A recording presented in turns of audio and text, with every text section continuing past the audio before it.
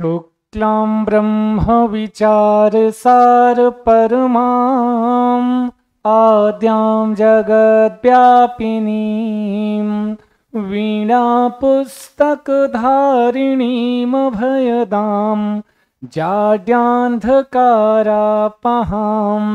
हस्ते स्फटिकमालिकां विदधतीं पद्मासने संस्थितां वन्दे तां परमेश्वरी भगवतीं बुद्धिप्रदां शारदां।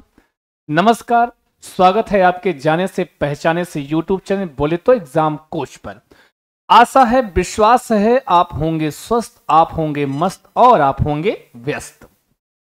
चलते हैं, शुरुआत करते हैं। जैसा कि आप थंबनेल में देख रहे होंगे, लिखा है कि यूपी टेट शिक्षक पात्रता परीक्षा का जो है सिलेबस फॉर संस्कृत का लिखा है।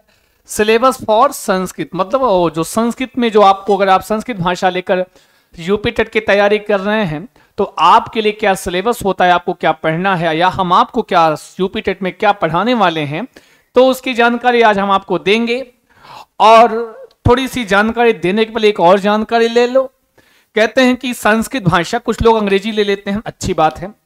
मेरा एक छोटी सी सलाह है, जो भी विद्यार्थी, अगर जो जाहिर सी बात है, जो यूपी टेट की तैयारी कर रहे हैं, जो सीटेट की तैयारी कर रहे हैं, वो जाहिर सी बात है वो सुपर टेट तुमको देना ही देना है। और सुपर टेट में 10 नंबर में संस्कृत भाषा पूछी जाती है, संस्कृत पूछी जाती है, व्याकरण पूछा जाता है। तो अगर आप की संस्कृत है कमजोर तो आपको यूपी टेट में ले लेना चाहिए संस्कृत। समझ में आया? और अगर आपकी अंग्रेजी है बहुत ज्यादा कमजोर, संस्कृत से भी ज्यादा कमजोर है, अंग्रेजी नहीं समझ में आती है, तो आपको संस्कृत अंग्रेजी भाषा लेनी चाहिए। समझ में आया? इसलिए कह रहा हूं कि जो कमजोर है उसको लेना चाहिए, क्योंकि यूपी टेट और सी टेट में क्या होता है, आपको 90 नंबर लाने होते हैं, आप पास हो जाते हैं, है ना जी। लेकिन वो अगर आपकी संस्कृत का काम कम बन पाया, अंग्रेजी भाषा का काम कम बन पाया, तो और जगहों से आप मैनेज कर सकते हैं नंबर को। लेकिन सुपर टेट में आपका एक एक नंबर मायने रखता है, चाहे वो रीजनिंग वाला हो, चाहे कंप्यूटर वाला हो, चाहे अंग्रेजी वाला हो, चाहे संस्कृत वाला हो। तो हर जितने भी प्रकरण आपके, जितने भी विषय उसमें लगे हैं, सबका एक एक नंबर मायने रखता है, और वही आपका एक नंबर आपकी मेरिट डिसाइड करता है। और कहीं अगर रीजनिंग वाला एक नंबर कम हुआ तब आपका मेरिट ऊपर नीचे हो सकती है। संस्कृत वाला भी एक नंबर कम हुआ, 10 में से 9 हुआ, तो भी आपकी मेरिट ऊपर नीचे हो सकती है। तो इसलिए छोटी सी सलाह है, अगर जो विद्यार्थी तैयारी कर रहे हैं, यूपी टेट की करना चाह रहे हैं, शुरू कर रहे हैं, फॉर्म भरना चाहेंगे, जो भी करेंगे, तो अगर उसमें आप भाषा के रूप में आपका चयन करना हो, तो अगर आपकी संस्कृत है कमजोर तो अभी से संस्कृत भाषा पढ़ें, ताकि आप सुपर टेट की तैयारी में संस्कृत भाषा को बहुत अच्छे से समझ पाएं और उस 10 नंबर के 10 नंबर आपके हो जाए वो। ठीक है जी, तो चलते हैं। फिलहाल हम आज उस सिलेबस की चर्चा करेंगे, देखते हैं क्या क्या होता है। तो देखिए, आपके स्क्रीन पर आपके सामने दृश्यमान है, आप देखिए, निहारिए और समझिए। पहला दिया है क्या, विषय वस्तु क्या है, समझ, क्योंकि बिना हम सिलेबस के आगे बढ़ेंगे, बिना पाठ्यक्रम को जानकर हम कोई कार्य करते हैं, बिना किसी एक विशेष स्ट्रेटजी के हम किसी कार्य की शुरुआत नहीं करते हैं। बाकायदे बेहतरीन एक तरीका, एक सलीके से जब हम शुरुआत करते हैं तो कार्य अच्छा होता है। अगर कोई आप किसी चीज की भी तैयारी करें, किसी भी आप किसी प्रतियोगी परीक्षा की तैयारी कर रहे हैं, तो सिलेबस को जानना अति महत्वपूर्ण होता है। और सिलेबस आपकी जिह्वा पे या रसनाग्र नर्तकी होना चाहिए, आपके जिह्वा पे वो सारे के सारे सिलेबस के सारे प्रकरण होने चाहिए, तभी आप अच्छे से तैयारी कर सकते हैं। एक आध क्वेश्चन तो आपके सिलेबस से ही आ जाता है, समझ लो सिलेबस अच्छे से तैयार है, याद है, तो एक आध क्वेश्चन का काम सिलेबस से हो जाता है। समझ में आया? तो चलते हैं, देखते हैं संस्कृत में हमको क्या क्या पढ़ना, अगर हम यूपी टेट की तैयारी कर रहे हैं तब। आपकी स्क्रीन पर आप देख होंगे संज्ञाएं लिखा हुआ है। संज्ञाएं आप हिंदी में पढ़ते हैं कि ये संस्कृत वाली संज्ञाएं अलग होती हैं, तो यहां ये संज्ञाएं कैसी होती है, संस्कृत व्याकरण संबंधित संज्ञाएं होती हैं। कैसी? संस्कृत व्याकरण की संज्ञाएं होती हैं। ठीक है जी। देखिए, अंक कितने होते हैं, 30 अंकों का होता है। प्रश्न कितने होते हैं, 30 प्रश्न होते हैं टोटल। यूपी टेट में कितने प्रश्न होते हैं, 30 प्रश्न होते हैं। कितने होते हैं, 30 प्रश्न होते हैं। और 30 अंकों के होते हैं 30 प्रश्न। तो कुछ नहीं करना है, अब इन 30 प्रश्नों के क्वेश्चन कहां कहां से आते हैं उसकी जानकारी आपको हमें देनी है। तो सबसे ज्यादा ये जो संज्ञाएं हैं, तो संस्कृत व्याकरण की संज्ञाएं होती है, जैसे गुण संज्ञा, वृद्धि संज्ञा, टी संज्ञा, उपधा संज्ञा इत्यादि इत्यादि संज्ञाएं, जिसकी हम चर्चा आपसे करेंगे। तो यहां से क्वेश्चन आता है, आपको संज्ञाएं पढ़नी है जो मैं आपको पढ़ाऊंगा। अगला है, इसमें क्या है, घर, परिवार, परिवेश, पशु पक्षियों, घरेलू उपयोगी वस्तुओं के संस्कृत नामों से परिचय। तो संस्कृत नामों से परिचय बोले तो आप घर में कुछ खाते होंगे, पीते, घर की वस्तुओं का प्रयोग करते होंगे, या पशु पक्षियों को आप देखते होंगे। घर परिवार की और भी सारे वस्तुएं होती हैं, सगे संबंधियों के नाम होते हैं, तो संस्कृत भाषा में उनको हम क्या बोलते हैं, इसके विषय में हम लोग पढ़ेंगे, जानेंगे, समझने से यहां से 1 या 2 नंबर में 1 या 2 नंबर का क्वेश्चन आपका आता ही आता है। ठीक है, समझ में आया।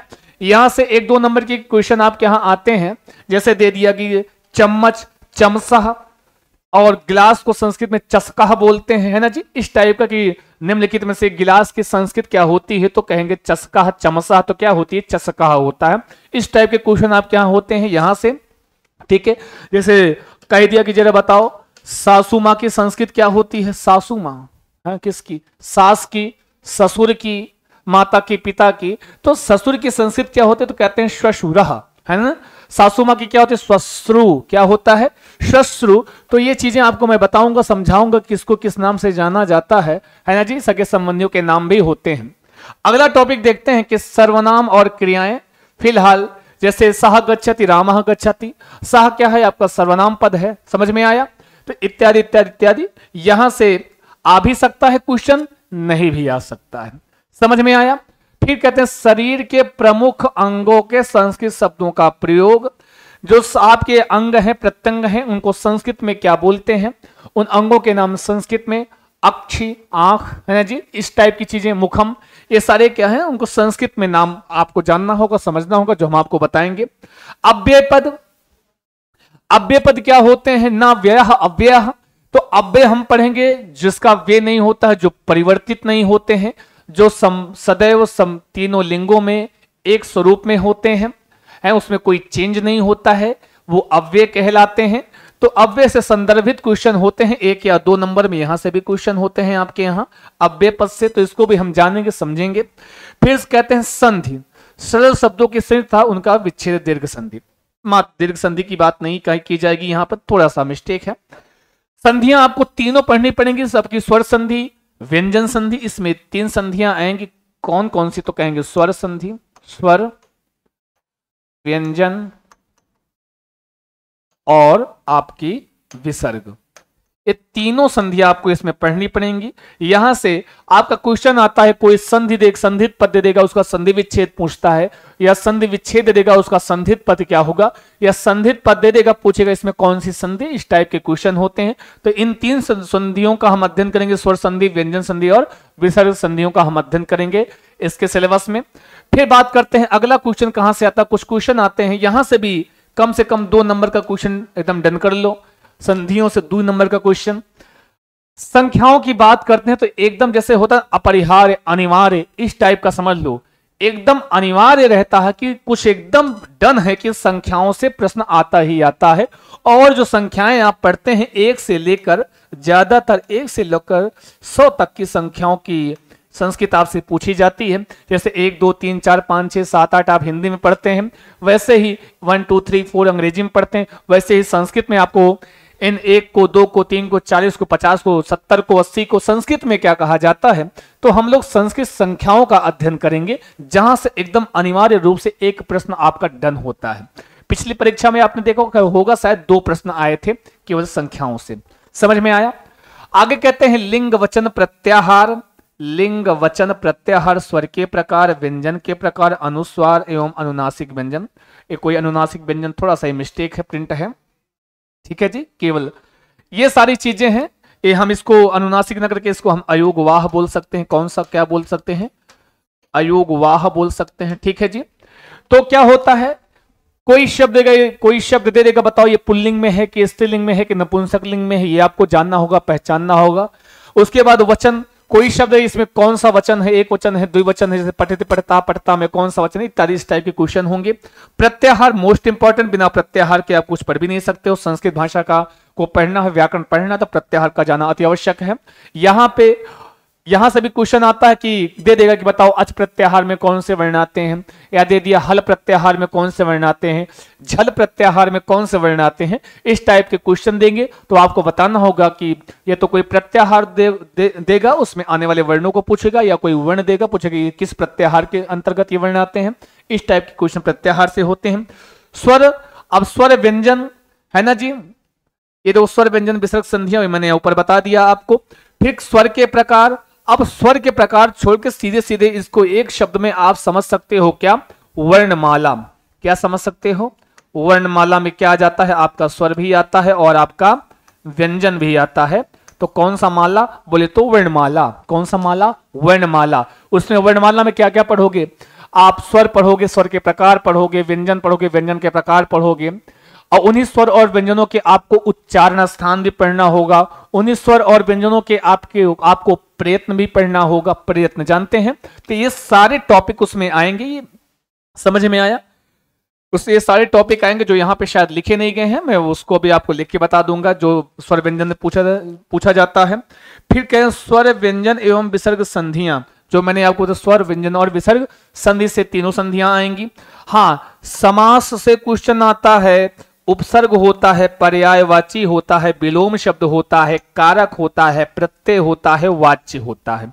ये सब जो चीजें हैं, समास, उपसर्ग, पर्यायवाची, विलोम, कारक, प्रत्यय, वाच्य, ये वाच्य वगैरह ऐसा टॉपिक है जहां से एकदम श्योर है, एकदम आप श्योर हो जाए कि ये क्वेश्चन तो 100% श्योर है, वाच्य से आता ही आता है। ये सब बहुत ऐसे टॉपिक है, समास, संधि, उपसर्ग, पर्यायवाची, विलोम, कारक, प्रत्यय, ये जहां जहां मैंने गोला किया भैया, यहां से क्वेश्चन 2 से 3 नंबर में आते हैं। समास ऐसा है जहां से 2 से 3 नंबर में क्वेश्चन आता है, कारक है 2 से 3 नंबर में क्वेश्चन आता है, विलोम से 1 या विलोम से या पर्यायवाची में से, है ना जी, इसमें से 1 नंबर 100% पक्का होता है, आता ही आता है। कोई शब्द देगा, उसका विलोम पूछेगा या उसकी पर्यायवाची पूछेगा। समझ में आया। ऐसे ही अब इसमें हम उपसर्ग में, उपसर्ग 22 होते हैं, उस 22 उपसर्गों में क्वेश्चन कैसे बनते हैं कि कोई शब्द दे देगा, पूछेगा बताओ इसमें उपसर्ग क्या लगे। स्वागतम में क्या उपसर्ग है, सु उपसर्ग है ना जी। आगतम में क्या उपसर्ग, आ उपसर्ग है। इस टाइप के क्वेश्चन आपसे पूछता है, कोई शब्द देगा उसमें उपसर्ग पूछ लेगा, या इसमें कौन सा उपसर्ग लगा है या नहीं लगा, इस टाइप के क्वेश्चन पूछते हैं। पर्यायवाची मैंने बता दिया, विलोम आपको बता दिया। कारक, कारक में क्या होता है, आपको कोई सूत्र दे देगा, पूछेगा ये सूत्र किस कारक का है, या ये सूत्र किस विभक्ति का है, या कोई उदाहरण दे देगा और पूछेगा इस उदाहरण में किस सूत्र से कर्म कारक हुआ है। तो इस टाइप के क्वेश्चन होते हैं, जब हम आपको पढ़ाएंगे तो बेहतरीन तरीके से आपको हम बताएंगे। बात आती है प्रत्यय की, तो प्रत्यय से क्वेश्चन कोई शब्द देता है, उसमें आपसे प्रत्यय पूछता है, बताओ दे देगा कि पठन, गच्छन, लिखन, या लिखन में कौन सा प्रत्यय है, तो आप बताते हो सत्र प्रत्यय, शानज प्रत्यय, ता प्रत्यय, तव प्रत्यय, तो कौन सा आप कहोगे क्षत्रिय प्रत्यय होता है, क्योंकि पठन में अनशेष है ना जी। समझ में आया। पठन, पठन अन अंति अत आता है तो वह क्षत्रिय प्रत्यय होता है। प्रत्यय पढ़ाएंगे तो ज्यादा बताएंगे। या तो कोई धातु प्लस प्रत्यय देगा, बताएगा इससे कौन सा शब्द आपका बनेगा। समझ में आया। तो इस टाइप के क्वेश्चन होते हैं, या तो आपको शब्द देगा, प्रत्यय बताना होगा, या तो धातु और प्रत्यय दिया होगा, वो धातु और प्रत्यय आपस में, या शब्द या प्रत्यय आपस में मिलकर कौन से शब्द बनाएंगे, इस टाइप का क्वेश्चन आपके प्रत्यय से पूछता है। वाच्य है, 3 वाच्य होते हैं, कर्तृवाच्य, कर्मवाच्य और भाववाच्य। इन तीनों वाच्यों में से आपको एक दे देगा, कर्तृवाच्य का वाक्य दे देगा, बोलेगा कि निम्नलिखित इस वाक्य का कर्मवाच्य क्या बनेगा, 4 ऑप्शन में रहता है। तो आपको पहचानना होगा कि इस कर्तृवाच्य का हम जब कर्मवाच्य में परिवर्तन करेंगे तो कौन सा बनेगा वाच्य। आपको हम पढ़ाएंगे, बताएंगे, समझाएंगे, तो आप अच्छे से जानोगे। ठीक है जी। और सबसे बड़ी बात जो लिखा है, कवियों एवं लेखकों की रचनाएं, ध्यान दीजिएगा, ये जो भाग लिखा है कवियों एवं लेखकों की रचनाएं, किसकी, कवियों, थोड़ा सा, हाँ जी, कवियों एवं लेखकों की रचनाएं, ऐसा हम जान सकते हैं, किसकी, कवियों एवं लेखकों की रचनाएं। ये जो कुछ कवि हो संस्कृत, और कवियों के कोई हिंदी वाला कवि नहीं पूछेगा, संस्कृत भाषा के जो कवि कालिदास हैं, भारवी हैं, भवभूति हैं, दंडी हैं, श्रीहर्ष हैं, माघ हैं, है ना जी, अंबिका दत्त व्यास जी हैं, इत्यादि इत्यादि ऐसे बहुत सारे जो विद्वान हैं उनकी क्या रचनाएं हैं, उन्होंने क्या क्या रचनाएं लिखी, महाकाव्य है कि खंड काव्य है या नाटक लिखा है, कौन कौन से नाटक लिखे, उनकी विधाएं क्या हैं, इस टाइप के प्रश्न पूछता है ना जी। उसमें कि जैसे कोई दे दिया कि बताओ विज्ञान शाकुंतलम किसकी रचना है, तो कालिदास की है। और कभी कभी उस ग्रंथ से संबंधित थोड़ा बहुत सामान्य सा परिचय भी पूछ लेता है, तो वो सब चीजें हम जब पढ़ाएंगे तो बताएंगे कवियों के बारे में, उनके लेखकों के बारे, कवियों के और लेखकों की रचनाओं के बारे में, कौन सी रचना किसकी है। बहुत सारी रचनाएं हैं, तो हम आपको रचनाओं का एकदम पीडीएफ भी देंगे, सब कुछ देंगे, पर्याप्त मात्रा में देंगे। घबराने की आवश्यकता बिल्कुल नहीं है, स्वस्थ रहे, मस्त रहे, बस केवल तैयारी कीजिए। अगर आपको कोई समस्या हो आपको पढ़ने से संबंधित, तो बिल्कुल यहाँ पे कोई दिक्कत नहीं होने वाली है। अब जो सबसे बड़ी बात आती है शब्द रूप धातु रूप से, समझ में आया? शब्द रूप धातु रूप में ये आपके सामने लिखा हुआ है, शब्द रूप और धातु रूप। ध्यान दें क्या लिखा है, शब्द रूप और धातु रूप लिखा हुआ है। पहला लिखा है क्या, अकारांत पुल्लिंग। ध्यान दें, अकारांत पुल्लिंग, पुल्लिंग का शब्द हो, कहते हैं अकारांत। पहले अकारांत क्या है, आकारांत क्या है, इकारांत क्या है, ईकारांत क्या है, उकारांत ऋकारांत क्या है, ये समझ लो। अकारांत का मतलब होता है जिसके अंतिम में हो आ, वो है अकारांत। जैसे राम, मां में क्या है, मां और आ, इसके अंतिम में आ है, तो कैसा शब्द है राम, अकारांत का शब्द है। हरि, हरि, राम में क्या है, ई है, तो एक कैसा शब्द है, ये आपका इकारांत का शब्द है। कैसा शब्द है ये, इकारांत का शब्द है। समझ में आया? और आकारांत स्त्रीलिंग, जैसे बालिका, जैसे रमा, जैसे बालिका, है ना जी, जैसे रमा, दीर्घ आ रहा है तो स्त्रीलिंग में है और आकारांत का शब्द है। आकारांत नपुंसक लिंग, जैसे फल, है ना जी, पुस्तक, ये सब क्या है, ये सब के रूप आपको याद करने होंगे, हम सिखाएंगे, पढ़ाएंगे, तरीका बताएंगे कैसे आपको तैयारी करनी है। उकारांत पुल्लिंग, जैसे गुरु, जैसे साधु, इत्यादि शब्द के हैं, उकारांत पुल्लिंग के शब्द हैं। जैसे ऋकारांत पुल्लिंग, जैसे पितृ, भ्रातृ, पितृ, भ्रातृ, ये सब क्या है, ऋकारांत पुल्लिंग के शब्द हैं। इनके रूप कैसे चलते हैं सातों विभक्तियों में, तीन वचनों में, वो हम आपको सिखाएंगे, बताएंगे। और ऋकारांत स्त्रीलिंग, जैसे मातृ, क्या है, मातृ, ये सब क्या है, ये सब ऋकारांत के स्त्रीलिंग के शब्द हैं। तो इन सब और भी बहुत सारे शब्द हैं जिनके हम रूप पढ़ेंगे, शब्द रूप पढ़ेंगे, धातु रूप पढ़ेंगे। पट, गम, लिख, हस, रुद, ये सब धातु रूप होते हैं, इनकी भी हम चर्चा करेंगे। तो ये आपका सिलेबस है, संपूर्ण सिलेबस है एकदम। आपको एक एक टॉपिक उठा के एकदम क्रमबद्ध तरीके से हमको चलना है, समझना है, पढ़ना है। इंतजार मत कीजिएगा अगर आप बीएड कर लिए हैं या लास्ट ईयर में हैं, अगर तैयारी करना चाह रहे हैं यूपी टेट की, सी टेट की और या जिसकी भी, तो आप जुड़ जाइएगा एग्जाम कोच से। लगातार आपके लिए एग्जाम कोच प्रयासरत है और अच्छे से अच्छा कंटेंट आपको प्रोवाइड करने का प्रयास किया जाता है। तो हम आज केवल आपसे हम चर्चा करने के लिए आए थे आपके सिलेबस की, जो आपके सामने है, मैंने इस पे चर्चा की। अगर कुछ और जानना होगा तो आप वीडियो में नीचे कमेंट कर दीजिएगा, मैं उसका उत्तर आपको किसी न किसी माध्यम से या वहीं पे कमेंट बॉक्स में ही आपको प्राप्त हो जाएगा, अगर और कुछ आप जानना चाह रहे होंगे तब। ठीक है जी, यह है पूरी विषय वस्तु आपके संस्कृत भाषा की। समझ में आया? अगर इतनी तैयारी कर ली तो पक्का 30 नंबर आपका। और देखिए, कुछ प्रश्न भाषा विकास के अध्यापन से आता है, कुछ 1-2 प्रश्न, ज्यादा नहीं आता है। 2 से 3 प्रश्न आपका पेडागोजी से भी आ जाता है संस्कृत में, तो चिंता ना करें, जो सीटेट में पढ़ाएंगे आपको तो एकदम आपको प्राप्त हो जाएगा। यहां से भी जो आपके टॉपिक हैं, इतने में से कोई एक क्वेश्चन आपको 2 या 3 में से, या बहुत नहीं तो कभी कभी 2 क्वेश्चन, ज्यादा से ज्यादा 2 क्वेश्चन, नहीं तो कभी कभी 3 क्वेश्चन या 2 पे पर्याप्त मात्रा में 2 क्वेश्चन आपका यहां से पूछ लेता है 30 नंबर में। तो ये वो कभी कभी पूछता है 2 या 3 नंबर में, तो वो आपको भी हम कराएंगे, बताएंगे, समझाएंगे कैसे क्या करना है। वो संस्कृत भाषा का मामला, उससे कि यूपिटर में हिंदी माध्यम में पूछता है, बिल्कुल आपको डरने की आवश्यकता नहीं। अगर हिंदी वाला आप पेडागोजी अच्छे से पढ़ रहे, इसको भी कर ले जाओगे। समझ में आया? कोई दिक्कत, कोई समस्या? यहां से जो ये जो 2 या 3 नंबर का काम है, आप हिंदी वाले से कर लोगे, नहीं भी कर लोगे तो संस्कृत में हम पढ़ाएंगे, उससे कर लोगे। बाकी जो सही वाला पोर्शन ये वाला है, ये जो जितने टॉपिक लिखे हुए हैं आपके सामने, आपकी नजरों के सामने, इसकी पीडीएफ भी आपको बहुत अच्छे से टेलीग्राम पे प्राप्त हो जाएगी। चिंता ना करें, बस इतने जितने भी टॉपिक हैं हम बहुत जल्दी है आपसे आपके एप्लीकेशन एग्जाम कोच के एप्लीकेशन आपको प्ले स्टोर में जाके एग्जाम कोच का एप्लीकेशन आपको डाउनलोड कर लेना है, अपने आप को वहां पर रजिस्टर कर लेना है और सारी कक्षाएं आपको नियमतः एकदम क्रमबद्ध तरीके से आपको एप्लीकेशन पर भी प्राप्त होंगी, यूट्यूब पर भी प्राप्त होंगी। एप्लीकेशन पर जुड़े होगे तो लाभ आपका रहेगा, बहुत सारे कंटेंट वहां आपको प्रोवाइड किए जाएंगे। तो ये सारी चीजें हैं, आज के लिए बस इतनी ही चर्चा रखते हैं। बाकी जब अगली मुलाकात होगी तो कॉन्सेप्ट के साथ होगी और अगली मुलाकात होगी तो आपको शुरुआत हम कर देंगे, श्री गणेश कर देंगे आपके यूपी टेट का। और आप भी तैयार हो जाइए, कमर अभी से कस लीजिए, क्योंकि आने वाले समय में कब सुपर टेट आ जाए और आप यूपी टेट से वंचित रह जाएंगे तो आप सुपर टेट में बिल्कुल नहीं बैठ पाएंगे। इसलिए अभी से अपनी तैयारी को एकदम दृढ़ कर लें, मजबूत कर लें, कमर कस लें, तैयारी कर लें, युद्ध क्षेत्र में निकलने के लिए अपना बाजूबंद एकदम तैयार कर लें। चलते हैं, लेते हैं आपसे विदा, मिलते हैं अगले वीडियो में। तब तक के लिए नमस्कार, शुभम भूयात सर्वदा।